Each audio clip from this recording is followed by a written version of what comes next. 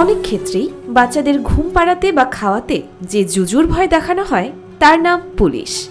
যে কোনো আন্দোলন দমনে বল প্রয়োগের প্রথম পদক্ষেপ হিসেবে সাধারণত লাঠিচার্জ করতে দেখা যায় পুলিশ সদস্যদের। একদিকে নিষ্ক্রিয় ভূমিকা পালন করলে যেমন সক্ষমতা নিয়ে প্রশ্ন ওঠে, অন্যদিকে বল প্রয়োগের মাত্রা বেশি হয়ে গেলে তীব্র সমালোচনার মুখেও পড়তে হয় তাদের। তবে এক্ষেত্রে ব্যতিক্রমী এক দৃষ্টান্ত স্থাপন করতে দেখা গেল এক পুলিশ সদস্যকে।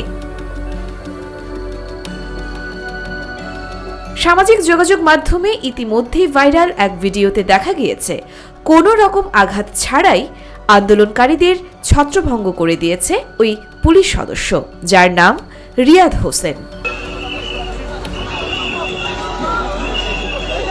ছড়িয়ে পড়া ওই ভিডিওতে দেখা যায় বৃহস্পতিবার রাজধানীর সচিবালয়ের সামনে আন্দোলনকারীদের ছত্রভঙ্গ করতে হাতে থাকা লাঠি দিয়ে সড়কের ওপরে আঘাত করছেন বাংলাদেশ পুলিশের ওই সদস্য। কখনো আবার বৈদ্যুতিক খুঁটিতে শব্দ তৈরি করে হুঁশিয়ার করছেন শৃঙ্খলা ভঙ্গ না করতে। এতেই সেখান থেকে ছত্রভঙ্গ হয়ে যাচ্ছেন আন্দোলনকারীরা। ভিডিওটি ফেসবুকে পোস্ট করেছেন হিমেল চাকমা। ক্যাপশনে তিনি লিখেছেন, লাঠি আর বডি স্পর্শ ছাড়া কিভাবে মিছিল ছত্রভঙ্গ করতে হয় তা এই পুলিশ ভাই দেখিয়ে দিলেন। বর্তমান সরকারের কাছে অনুরোধ, এরে বের করে পুরস্কৃত করেন।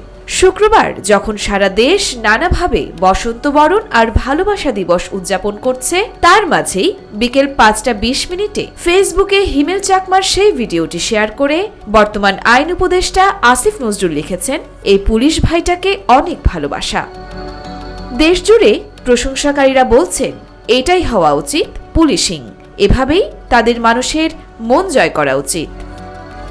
ইয়োরমা শায়ের জাহান, দেশকাল নিউজ।